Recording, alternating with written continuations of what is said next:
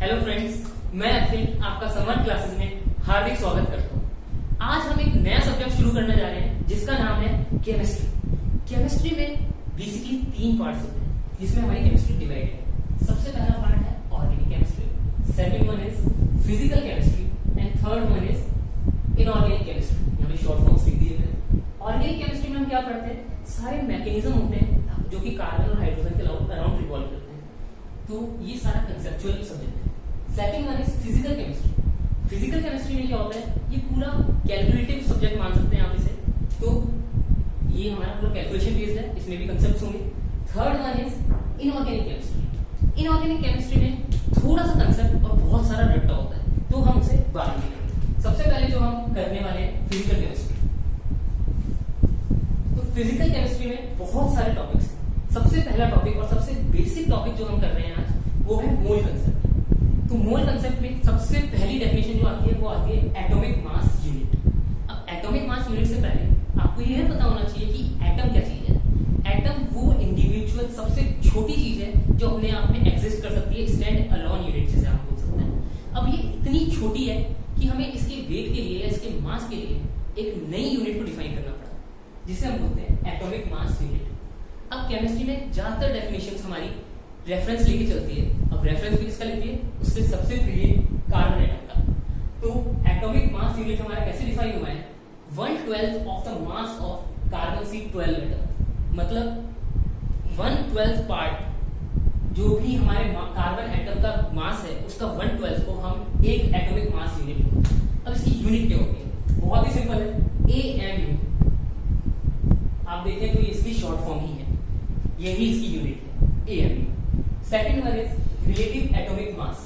Relative atomic mass क्या होता है, ये होता है atomic mass divide by mass of hydrogen atom. Since आप देख सकते हैं कि इसकी कोई यूनिट नहीं होगी क्योंकि रिलेटिव चीज है।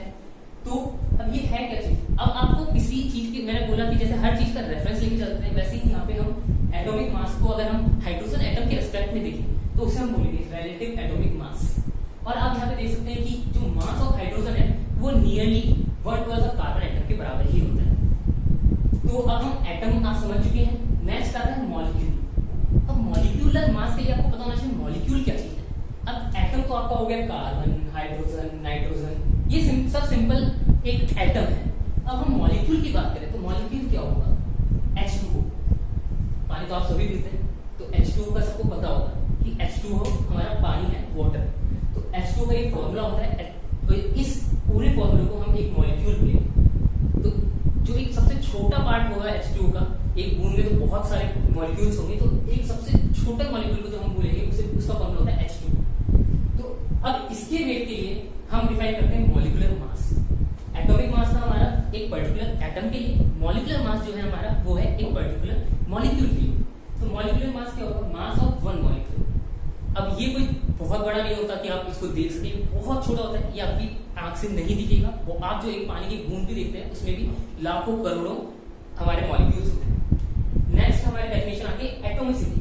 अब ये एटॉमिसिटी क्या चीज है, number of atoms in A molecule. अब आपको एटम पता लग गया, मॉलिक्यूल पता लग गया, तो आपको काउंट करना है कि एक मॉलिक्यूल में कितने एटम्स हैं। जैसे हम वापस वाटर का रेफरेंस ले, H2O, तो आप यहाँ पे देख सकते हैं कि 2 एटम हाइड्रोजन के और 1 एटम ऑक्सीजन का, दोनों मिलकर कितने होंगे, 3। तो अगर हम H2O की एटॉमिसिटी की बात करें तो ये कितनी होगी, 3, क्योंकि इसमें 2 एटम है हाइड्रोजन के और 1 एटम है ऑक्सीजन का।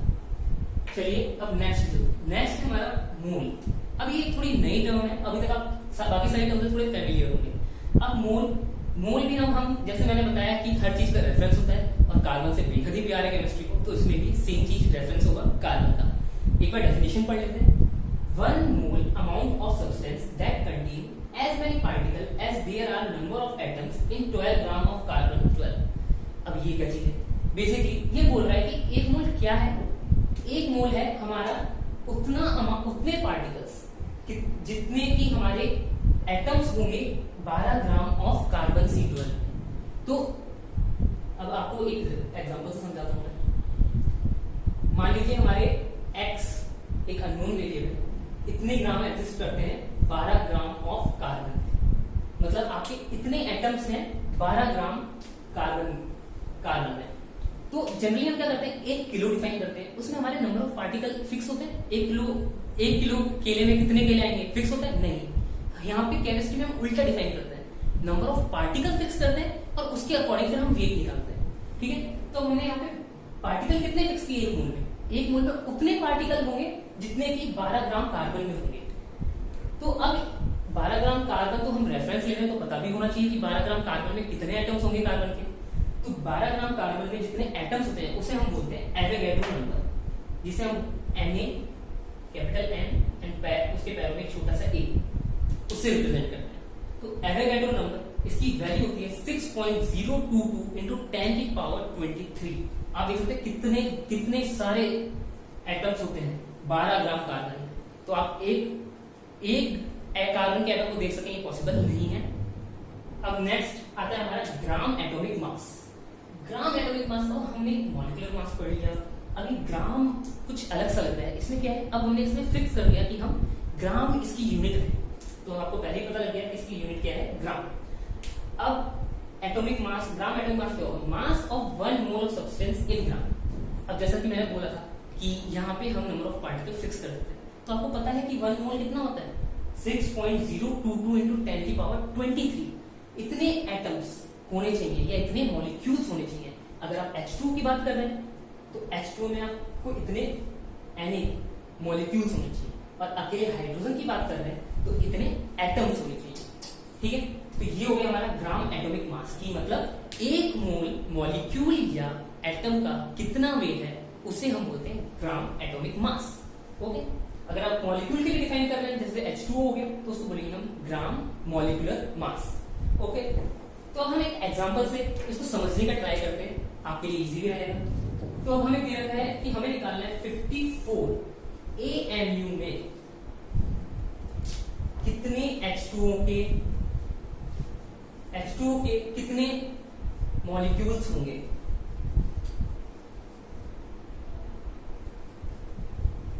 नंबर ऑफ मॉलिक्यूल्स निकालने हैं आपको 54 AMU में, मतलब अगर आपको 54 AMU हाइड्रोजन पानी दे रखा है तो उसमें कितने मॉलिक्यूल्स हैं ये आपको पता करना है।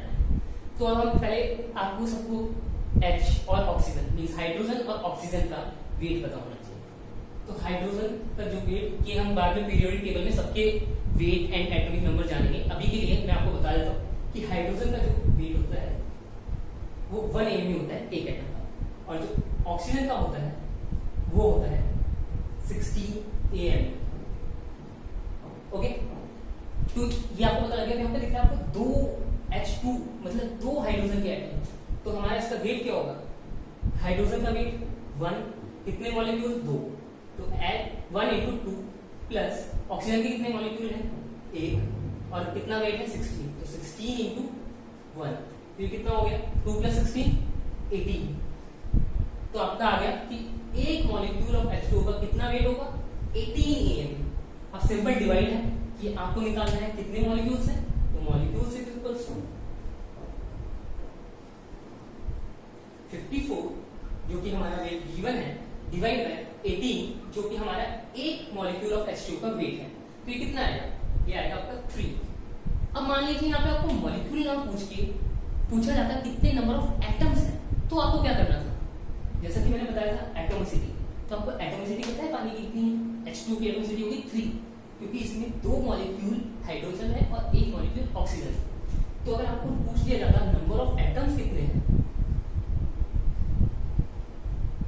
ये भी नंबर ऑफ मॉलिक्यूल्स हमने निकाला है। तो नंबर ऑफ जो एटम्स आएंगे, कभी भी आपको मॉलिक्यूल का नंबर पता है और नंबर ऑफ एटम्स निकालने हैं, तो आपका जो भी नंबर ऑफ मॉलिक्यूल होगा उसमें अगर आप एटॉमिसिटी से मल्टीप्लाई कर दें तो आपका नंबर ऑफ एटम्स आ जाएगा। तो यहाँ पे हम देखें नंबर ऑफ मॉलिक्यूल्स कितने हैं 3, और नंबर ऑफ एटम्स कितने हैं H2O में 3। आप देख सकते हो 2 + 1 3, तो नंबर ऑफ टोटल एटम्स कितने हो गए 54 AMU H2O में 9। ओके, अब एक और एग्जांपल लेते हैं ग्राम को समझने के लिए।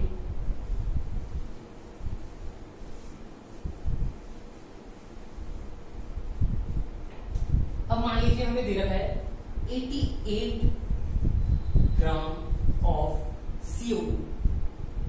CO2 से आप सब फेमिलियर होंगे, कार्बन डाइऑक्साइड जो कि हम निकालते हैं सांस लेते हैं और ऑक्सीजन अंदर लेते हैं। तो अब आपको सबसे पहले 88 ग्राम, इस बार ये नोटिस कीजिएगा यहाँ AMU नहीं ग्राम है। ग्राम किसकी यूनिट है? ग्राम एटॉमिक मास की। तो 88 ग्राम अब हमें निकालना है। इसमें क्या क्या निकालना है? सबसे पहले एक एक करके हम चलेंगे।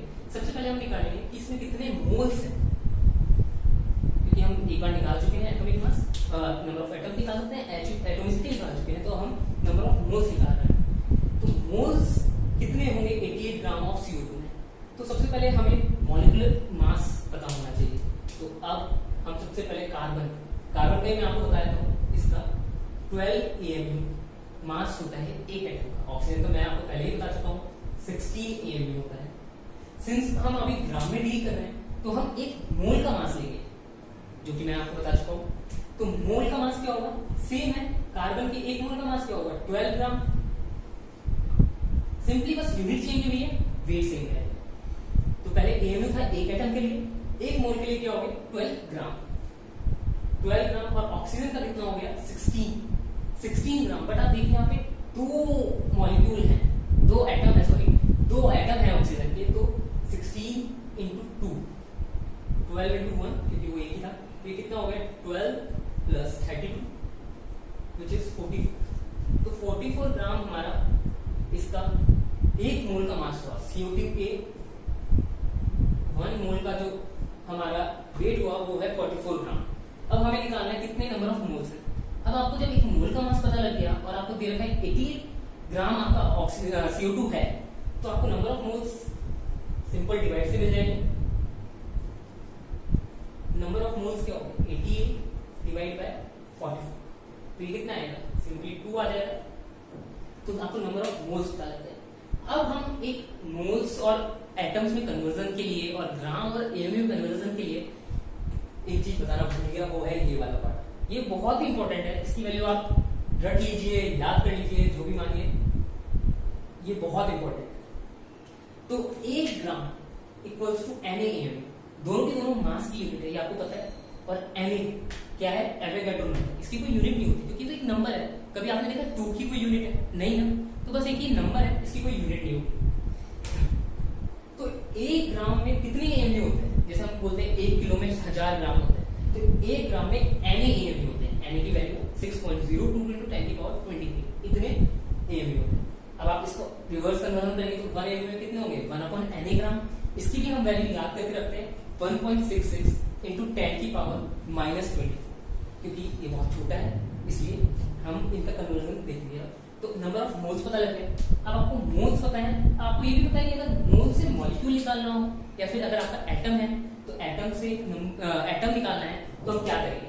Na से मल्टीप्लाई। सिंस अब हम यहाँ मॉलिक्यूल में डील कर रहे हैं, तो अब अभी हम पहले नंबर ऑफ मॉलिक्यूल्स निकालेंगे।